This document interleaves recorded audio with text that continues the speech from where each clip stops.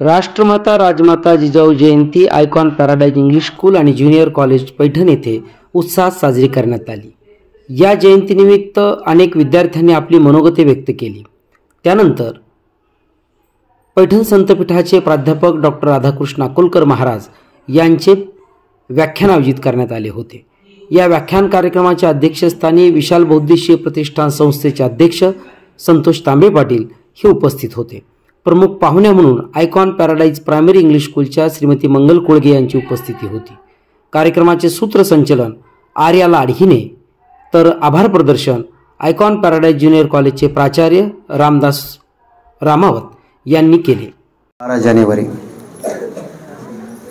स्वामी विवेकानंद आणि राष्ट्रमाता राजमाता जिजाऊ यांची जयंती काल झाली, आज ती आपण साजरी करतो आहोत। आणि त्या निमित्तानं आदरणीय आमचे आयकॉन पॅराडाईजचे सर्व प्रमुख माननीय श्री संतोषजी तांबे सर, त्याचप्रमाणे महाविद्यालयाचे प्राचार्य रामदासजी रामावत सर, त्याचप्रमाणे आमचे खास मित्र डॉक्टर जालिंदर येवले, त्याचप्रमाणे आदरणीय एम.के. कोळगे मॅडम आणि बाकीचे सर्व शिक्षकवृंद, शिक्षकेतर कर्मचारी,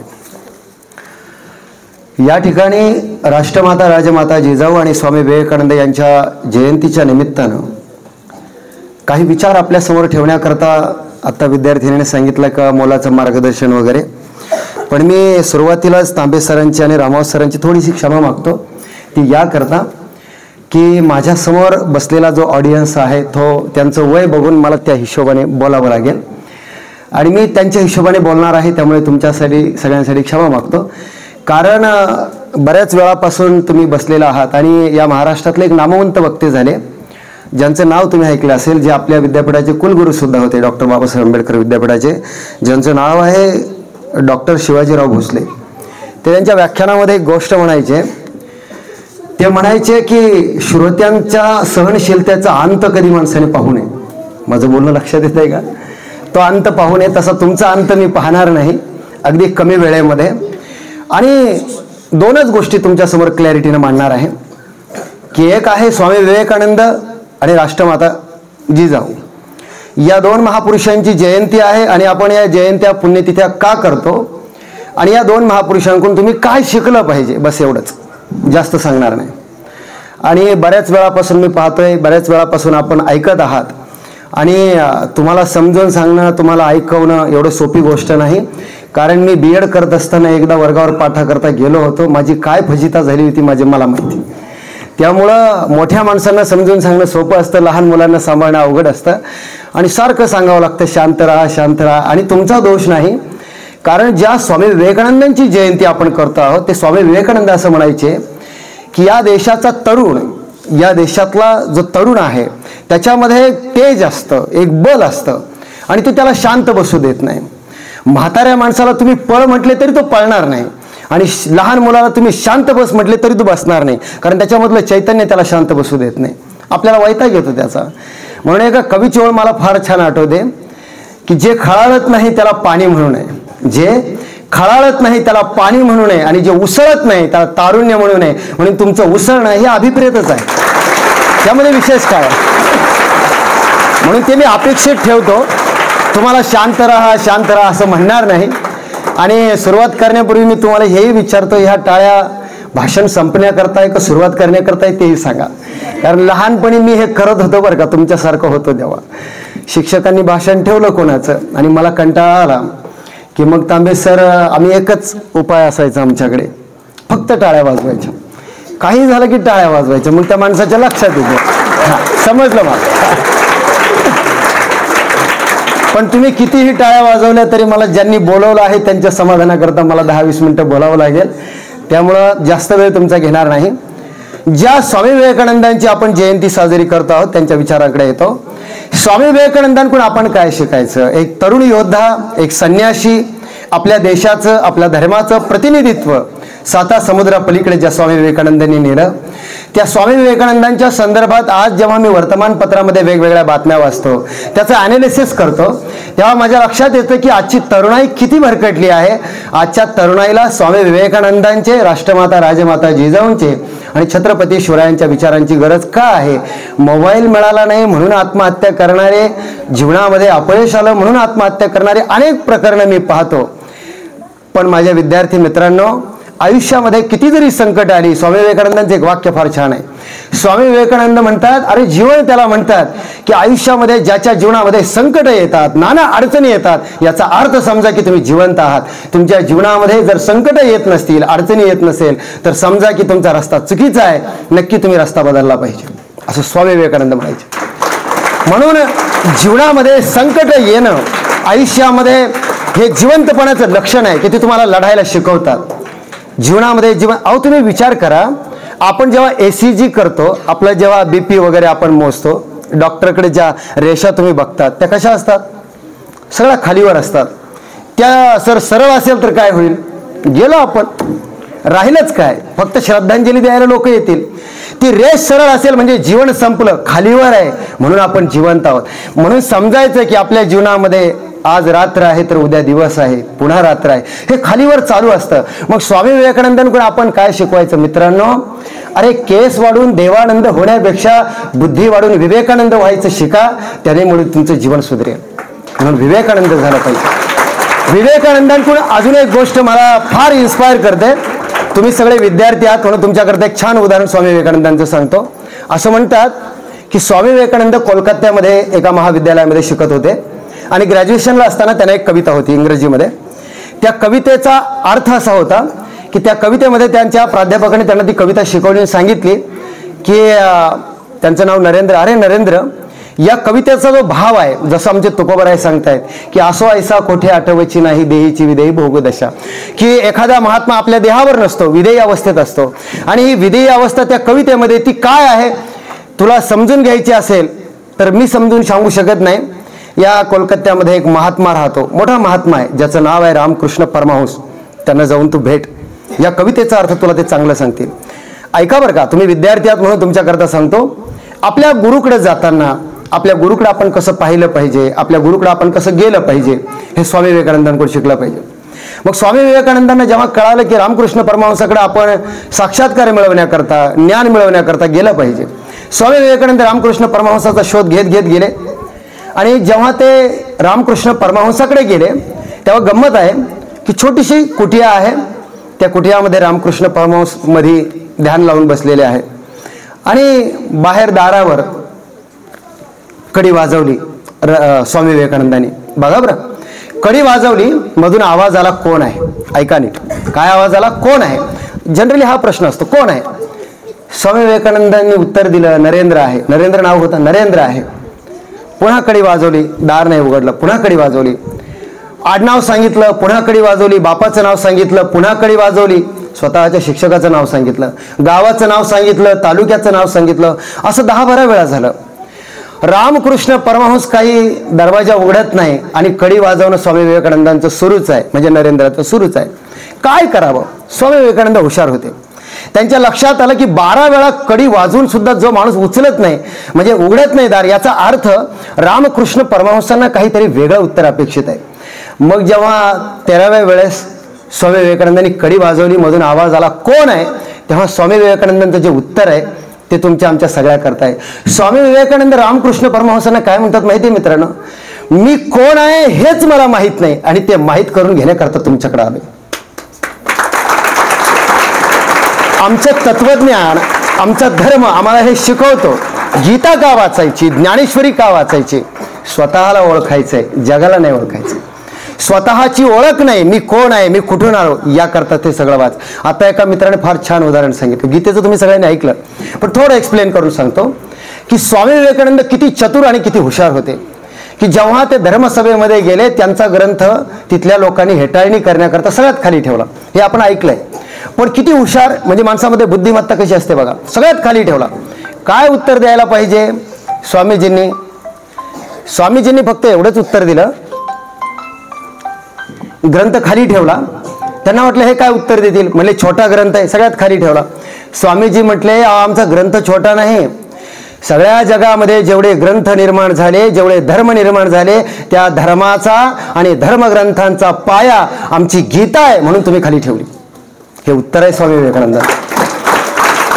त्या लोकांना वाटलं चुकलं वाटलं आपलं. या माणसाने उत्तर फार छान दिलं. त्यांनी पुन्हा काय केलं, पुन्हा सुधारणा केली. थांबतो मी, काळजी करू नका. ग्रंथ उचलला, वरती ठेवला.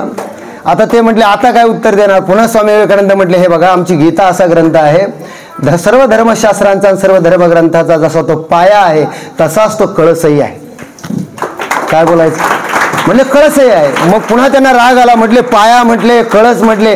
त्या लोकांनी पुन्हा काढला, मध्यभागी ठेवला. म्हटले हे बघा आमचा गीताशास्त्र असं आहे, जसं ते सगळ्या धर्माचं मूळ आहे तसा तो पाया आहे, तसा तो कळस आहे आणि तसाच तो सगळ्या धर्माचा गाभा सुद्धा आहे, म्हणून गीतामध्ये आहे. तुमच्याकडे जर बुद्धिमत्ता असेल, योग्यता असेल, ज्या स्वामी विवेकानंदांना बोलण्याकरता फक्त 2च मिनिटं दिले, ते स्वामी विवेकानंद जेव्हा बोलायला उभे राहिले आणि एवढंच म्हटलंय माय ब्रदर्स अँड सिस्टर्स, पाश्चात्य लोकांना भाऊ आणि बहीण ही संकल्पनाच माहीत नव्हती. आजही त्यांना ती कळत नाही. लक्षात ठेवा, मी जाणीवपूर्वक हे बोलतोय. कुटुंब व्यवस्था तिकडे उद्ध्वस्त होत चालली, ती आपल्या देशामध्ये आहे. पण ज्या देशाला कुटुंब व्यवस्था माहीत नाही, जिथं बाप आणि आई लवकर कळत नाही, माझा बाप कोण आहे, माझी आई कोण आहे, जी आहे जिच्या बरोबर मी सध्या राहतो ती माझी आई आहे का जो मला सोडून गेलाय तो बाप आहे, काही त्यांची म्हणजे संपूर्ण कुटुंब व्यवस्था उद्ध्वस्त आहे. त्या देशामध्ये एक संन्यासी माणूस येऊन स्टेजवर बोलतोय की तुम्ही सगळे माझे भाऊ आहात आणि बहीण आहात. लोक टाळ्या वाजवायला लागले. ही कल्पना पाश्चात्य राष्ट्रासाठी नवीन होती.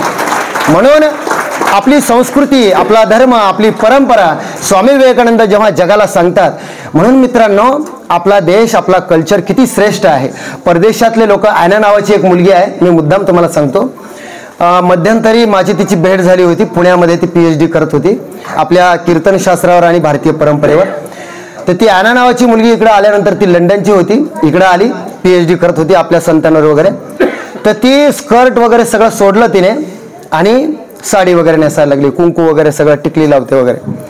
मला कौतुक वाटलं त्या मुलीचं की तिला आपल्या कल्चरचा, आपल्या संस्कृतीचा अभिमान वाटला. ती इकडे येऊन आपल्या कल्चरचा अभ्यास करते आणि ती साडी नेसायला लागली.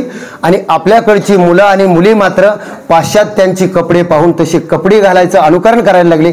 हे मात्र नक्की आपल्या दृष्टीने दुर्दैवी आहे. म्हणून पाश्चात्यांना आपलं कल्चर कळायला लागलं. आपल्या कल्चरमध्ये, आपल्या संस्कृतीमध्ये काय आहे हे दुसऱ्या देशातल्या लोकांना कळायला लागलं, पण आपल्याला कळत नाही आणि ते आपल्याला कळालं पाहिजे. म्हणून स्वामी विवेकानंदांनी जो धर्म शिकवला, जे धर्माचं तत्वज्ञान आपल्याला शिकवलं. आणि मित्रहो, अजून तुम्हाला एक गोष्ट मी या निमित्तानं सांगतो की सर, आज मोबाईल असेल, जी काही व्यसनाधीनता अलीकडच्या काळामध्ये वाढते, ही तरुण पोरं जर मी पाहिली, आता मी बरेच बोलताना मुलं बघितली, मला एका गोष्टीची जाणीव झाली. बऱ्याच ठिकाणी मी जेव्हा लहान मुलांना ऐकतो, आज शब्दांची मारामार का होते माहिती आहे? वाचन कमी झालं. याचं कारण असं आहे, का असं होतं की बोलत असताना तुम्हाला शब्दच आठवत नाही? याचं कारण असं आहे, वाचन कमी झालं. आम्ही मोबाईलमध्ये इतकं गुंतलो की त्या मुलाने फार छान सांगितलं, मोबाईलमध्ये बघायचं, ते छापायचं आणि तसंच बोलायचं. पण आपली बुद्धिमत्ता काय आहे, आपल्या बुद्धीमध्ये काय ट्रान्सपरन्सी आहे, काय आपण बोलतो आहोत, काय समोरच्याला सांगतोय, हे सगळ्यात महत्त्वाचं आहे. आणि म्हणून स्वामी विवेकानंद आणि छत्रपती शिवाजी महाराजांनी जो विचार या जगाला दिला, मातृत्वाचा जो विचार दिला, स्त्रीचा आदर करण्याचा जो विचार दिला, माझ्या एका कीर्तनामध्ये मी छान वाक्य सांगितलं होतं की ही जी महापुरुष जगामध्ये मोठे झाली, त्यांची नैतिक मूल्य, त्यांनी जी नैतिकता, जी नीती जगाला शिकवली, ती खूप श्रेष्ठ आहे. या मुलाने फार छान उदाहरण सांगितलं की एका मुलीने, मी स्वामी विवेकानंदांच्या उदाहरणातून बाहेर निघतो, शेवटचं उदाहरण सांगतो की एका मुलीने स्वामी विवेकानंदांवर भाळली आणि तिने आग्रह केला, म्हणले महाराज स्वामीजी मला तुमच्याशी लग्न करायचं आहे. लग्न करायचं म्हटल्यानंतर स्वामीजी म्हटले लग्न का करायचं? आता ते विद्वान होते, का करायचं? तिने उत्तर दिलं, म्हटले लग्न यामुळं करायचं आहे की तुमच्यासारखा ओजस्वी, तेजस्वी, विद्वान मुलगा मला व्हावा एवढी माझी इच्छा आहे आणि म्हणून मला तुमच्याशी लग्न करायचं. स्वामी विवेकानंदांनी दिलेलं उत्तर खूप सुंदर आहे. म्हणजे आपलं कल्चर काय हे त्यांच्या बोलण्यातून सिद्ध होतं. स्वामी विवेकानंद त्या तरुणीला म्हणतात, अगं बाई तू माझ्याशी लग्न करणार आणि लग्न केल्यानंतर तुला मुलगाच होईल याची काय गॅरंटी आहे?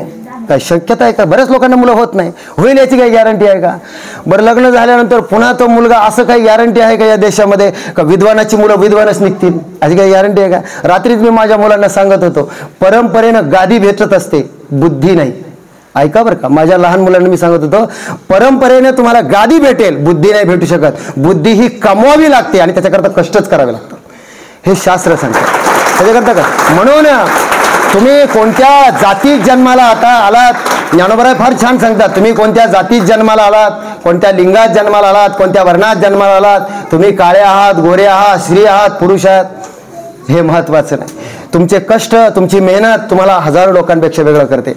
आणि मग स्वामी विवेकानंदांनी सांगितलं, बाई हे सगळं अवघड आहे, मी लग्न करायचं, मग मुलगा होईल की नाही माहीत नाही, पुन्हा तो विद्वान होईल की नाही माहीत नाही, आणि पुन्हा ही प्रक्रिया किती लंबी आहे, फार लांबची आहे, त्याच्यापेक्षा तुला शॉर्टकट पर्याय सांगतो. म्हटले काहीच करू नको, आत्ताच मी तुझ्या पाया पडतो, तू माझी आई हो, मी तुझा मुलगा होतो. हे जे आपलं कल्चर आपल्याला शिकवतं. आणि मला वाटतं या देशामध्ये स्त्रीचा सन्मान करणं ज्या लोकांना समजलं, स्त्रीचा बहुमान करणं ज्या लोकांना समजलं, ती लोक आयुष्यात मोठी झाली. हा जगाचा इतिहास सांगतो, हा जगाचा इतिहास सांगतो. म्हणून याकरता एक वाक्य मी नेहमी सांगत असतो की ज्याला स्त्री बहीण म्हणून कळाली तो मुक्ताईचा ज्ञानोबा झाला, ज्याला स्त्री बहीण म्हणून कळाली तो मुक्ताईचा ज्ञानोबा झाला, ज्याला स्त्री पत्नी म्हणून कळाली तो सीतेचा राम झाला, ज्याला स्त्री प्रेयसी म्हणून कळाली तो राधेचा श्याम झाला, आणि ज्याला स्त्री आई म्हणून कळाली तो जिजाऊचा शिवबा झाला. हे जीवनामध्ये आम्हाला कुठेतरी लक्षात घ्यावं लागतं. म्हणून पाणी सर, पाणी सर, एक मिनिट पाणी. म्हणून आपल्या जीवनामध्ये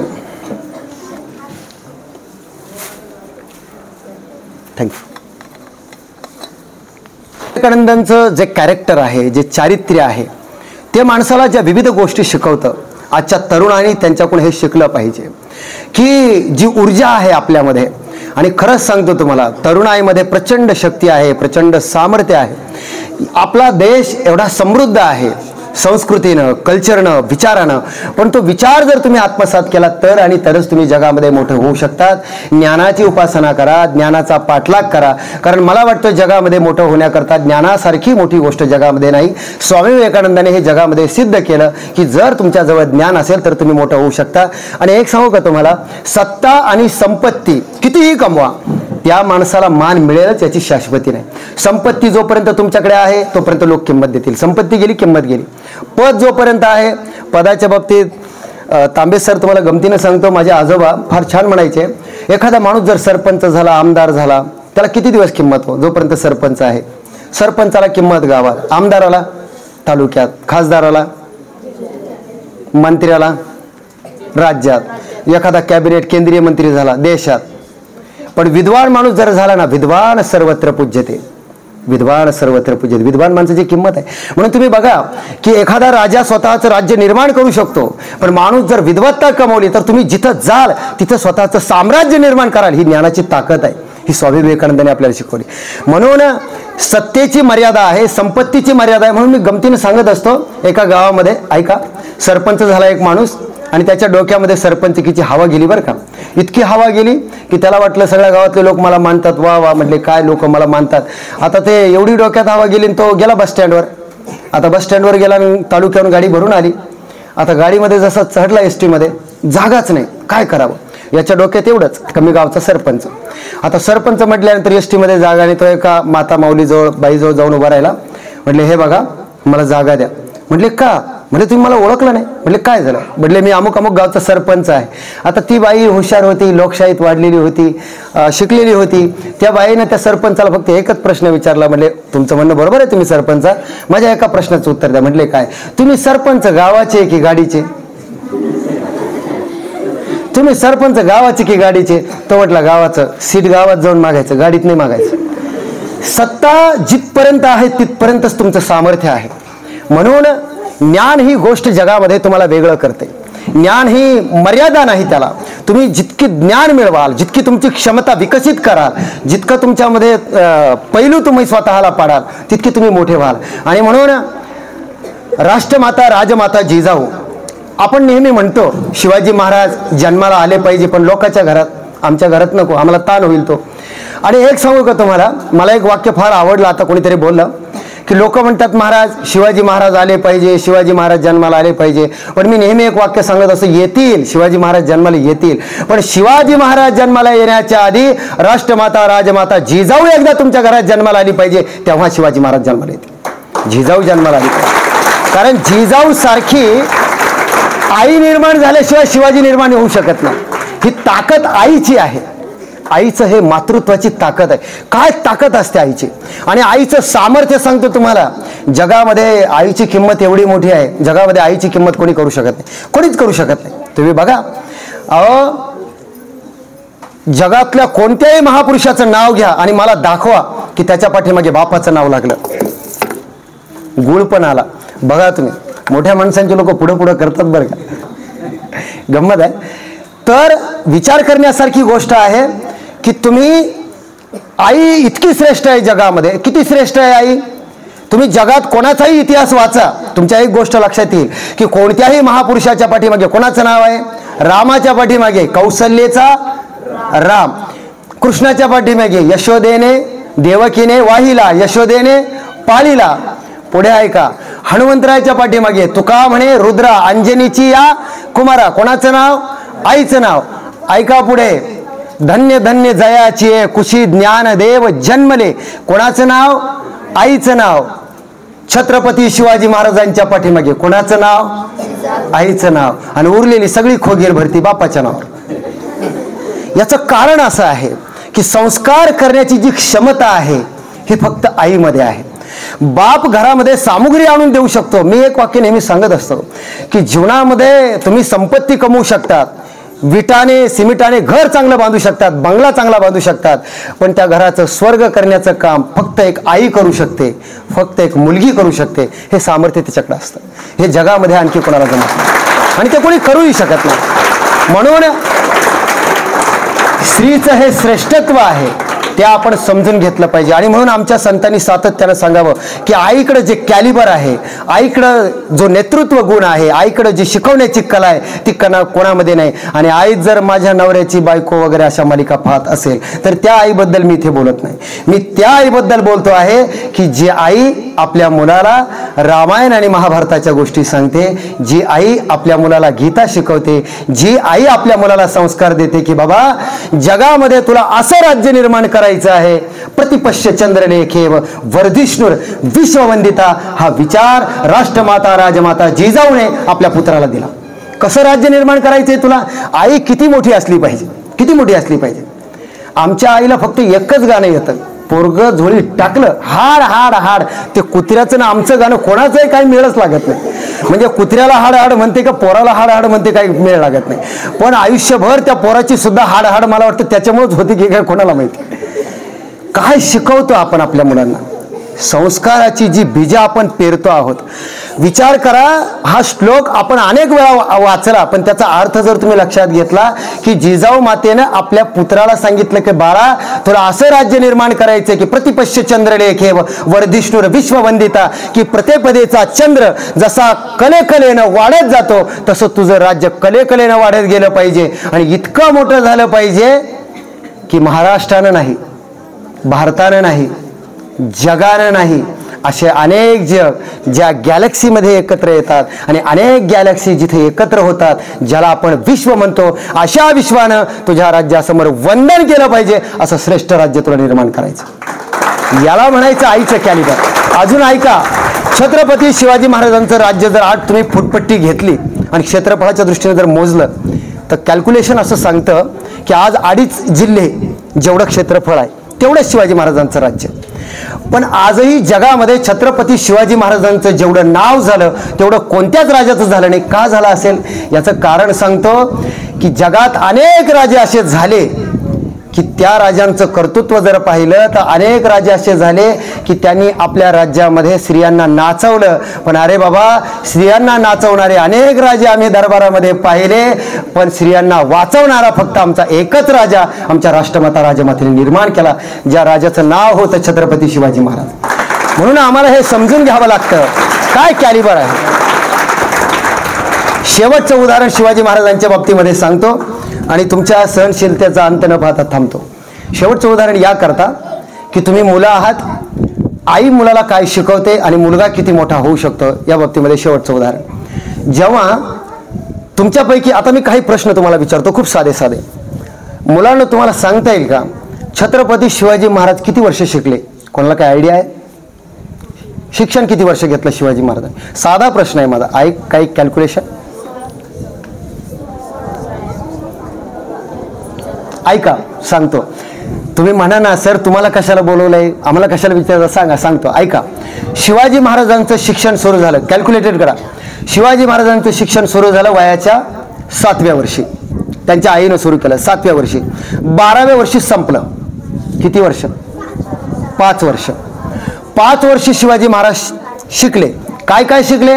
32 विषय, 8 कौशल्य. कौशल्य मीन्स घोडा चालवणे, दांडपट्टा चालवणे, तलवार चालवणे, अशा कला असतात त्या कौशल्यामध्ये येतात. आणि बाकीचे विषय मग त्या भाषा असेल वेगवेगळ्या ते शिकले. आणि 12व्या वर्षी शिवाजी महाराजांच्या हातामध्ये राजकारभार त्यांच्या आईने दिला आणि त्यांना शिकवायला सुरू केलं. ज्या वेळेस शिवाजी महाराजांचं वय 12 होतं, म्हणजे शिवाजी महाराजांना महाराज म्हणूच नका, आजच्या भाषेमध्ये एक मुलगा 12 वर्षाचा मुलगा, कॅलिबर बघा कसा आहे, मुलगा 12 वर्षाचा मुलगा ज्याच्या हातामध्ये कारभार दिला आणि सांगितलं प्रतिपश्य चंद्रलेख, जो मी श्लोक सांगितला तो हातामध्ये दिला आणि सांगितलं बाळा तुला असं राज्य निर्माण करायचंय. आई बाजूला बसलेली आहे, मुलगा कारभार पाहतोय. 8 मंत्री आहे शिवाजी महाराजांच्या हाताखाली. किती? ऐका, 8 मंत्री. मावळे किती आहे? 600 मावळे, 8 मंत्री शिवाजी महाराजांच्या हाताखाली आहे. कारभार सुरू आहे. ज्या दिवशी छत्रपती शिवाजी महाराजांनी या जगाचा निरोप घेतला, ऐका, ज्या दिवशी छत्रपती शिवाजी महाराजांनी या जगाचा निरोप घेतला त्या दिवशी त्या 600 मावळ्यांचे 6 लाख मावळे झाले होते. म्हणजे शिवाजी महाराजांनी आपल्या राज्याचा कारभार हा विस्तार किती मोठा केला होता याचा अंदाज तुम्हाला येऊ शकतो. किती झाले? 6 लाख. आता शिवाजी महाराज किती मोठे? आताच्या भाषेत बोलतो. आपल्या राजाचा स्वाभिमान आपल्याला का वाटला पाहिजे?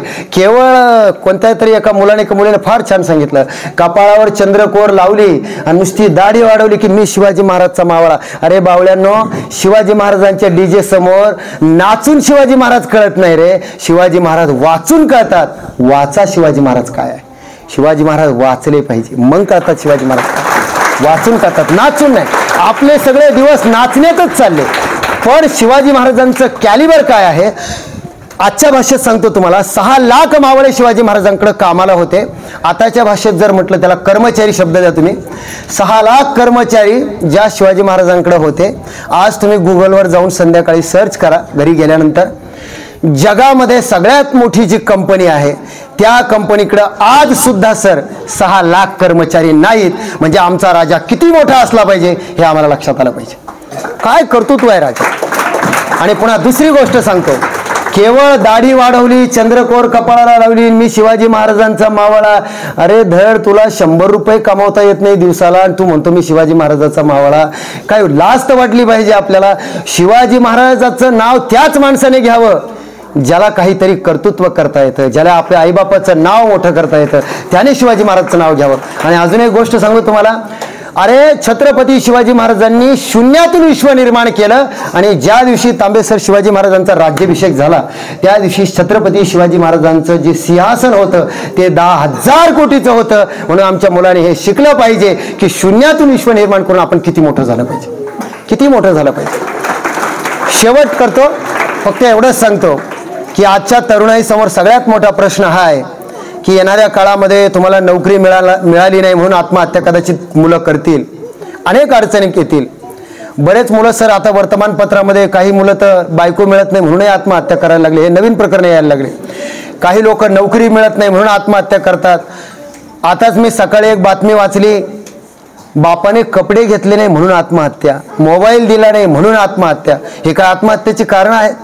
अरे विचार करा, आयुष्यामध्ये छत्रपती शिवाजी महाराजांचं आणि स्वामी विवेकानंदांचं नाव घेत असताना या महापुरुषांकडून आजच्या जयंतीच्या निमित्तानं आपण जर काही शिकायचं असेल तर एकच शिकायचं की या महापुरुषांनी आपल्याला त्यांच्या इतिहासातून एकच गोष्ट शिकवली की लढण्याचा इतिहास आमचा, हरणे आमच्या रक्तात नाही. लढण्याचा इतिहास आमचा, हरणे आमच्या रक्तात नाही. मैदानात उभा जोवर मी, जिंकणं नियतीला शक्य नाही, जिंकणं नियतीला शक्य नाही. हे या महापुरुषांनी आपल्याला शिकवलं. जीवनात कितीही संकट येऊ द्या पण संकट तुटली तरी चालतील पण आपण तुटता कामा नये, हे या महापुरुषांनी शिकवलं.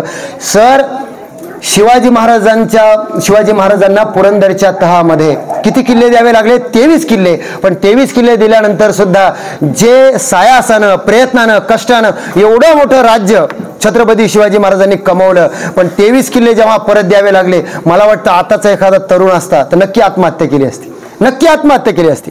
अरे जी नोकरी लागत नाही ती आत्महत्या करते, त्यांना शिवाजी महाराज काय करणार आहे?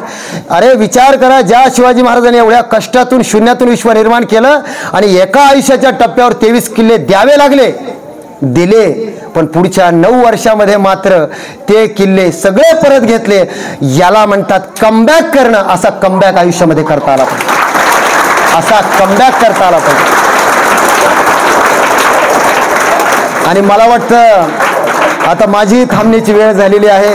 खरं म्हणजे आजच्या या स्वामी विवेकानंदांच्या जयंतीच्या निमित्तानं आणि छत्रपती शिवाजी महाराजांचा विचार आणि राष्ट्रमाता राजमाता जिजाऊ यांचा विचार आपल्यासमोर मांडण्याची मला या ठिकाणी संधी आपण दिली आणि आपणही एवढ्या वेळ मला सहन करून घेतलं, त्याहीबद्दल धन्यवाद. थांबतो. रामकृष्ण हरी. आज आपल्या देशाला मिळालेले जे स्वराज्य मिळालं, त्या स्वराज्याच्या जननी राष्ट्रमाता राजमाता जिजाऊ माँसाहेब यांचा जन्मदिवस, जयंती आणि दुसरे आजच्या तरुणांनी कसं असावं हे आदर्श उदाहरण म्हणजे स्वामी विवेकानंद यांच्या जयंतीच्या औचित्याने सर्व विद्यार्थ्यांनी आपले सुंदर मनोगत या ठिकाणी व्यक्त केले. ज्या जिजाऊच्या वेशभूषामध्ये मुली आलेल्या आहेत त्यांचंही मनपूर्वक स्वागत. वेशभूषाबरोबरच आपल्या विचारात आणि आचारात जिजाऊ यावत हीच जयंतीच्या औचित्याने या ठिकाणी अपेक्षा करतो. आपल्या शब्दाला मान देऊन या ठिकाणी ज्यांचं नुकतंच 6, 7, 8 असं 3 दिवस जी टॉकीजवर कीर्तन झालं, अशा आपल्या संतपीठाचे प्राध्यापक आमचे मित्र माननीय राधाकृष्णजी अकोलकर महाराज यांना काल सांगितल्याबरोबर त्यांनी शब्दाला हो दिला आणि आपल्यासमोर अत्यंत चांगल्या पद्धतीनं वेगवेगळे उदाहरणं देत जिजाऊ आणि स्वामी विवेकानंद आपल्याला समजून सांगण्याचा प्रयत्न केला. त्यांच्याही मनपूर्वक आयकॉन पॅराडाईज ज्युनियर कॉलेजच्या वतीने या ठिकाणी आभार व्यक्त करतो. आजच्या कार्यक्रमाला अगदी औचित्याने सकाळी सरांना सांगितलं की सर असा असा कार्यक्रम घ्यायचा आहे आणि सरांनी लगेच होकार दिला आणि या ठिकाणी सर अध्यक्ष म्हणून उपस्थित राहिले. सरांचाही मनपूर्वक आभार व्यक्त करतो आणि आपण जिजाऊ गीताने या कार्यक्रमाची सांगता करूया. पुलकित करणारे गीत चला गाऊ, जय जिजाऊ मनारे जय जिजाऊ, जय जिजाऊ मनारे जय जिजाऊ. कोण निर्मिले राज्य रयतेचे सांगा रे सांगा, कोण प्रेरणा शिवरायांची सांगा रे सांगा. कोण निर्मिले राज्य रयतेचे सांगा रे सांगा, कोण प्रेरणा शिवरायांची सांगा रे सांगा. आदिशक्तीचे रूप होती शोभाची आऊ, जय जिजाऊ मनारे जय जिजाऊ, जय जिजाऊ मनारे जय जिजाऊ. न्याय निवाडा विजय चौघडा याची ती गाथा, शिवशंभूला घडविणारी राष्ट्राची माता. न्याय निवाडा विजय चौघडा याची ती गाथा, शिवशंभूला घडविणारी राष्ट्राची माता. शूर मर्दानी रूप डोळा पाहू, जय जिजाऊ मनारे जय जिजाऊ, जय जिजाऊ मनारे.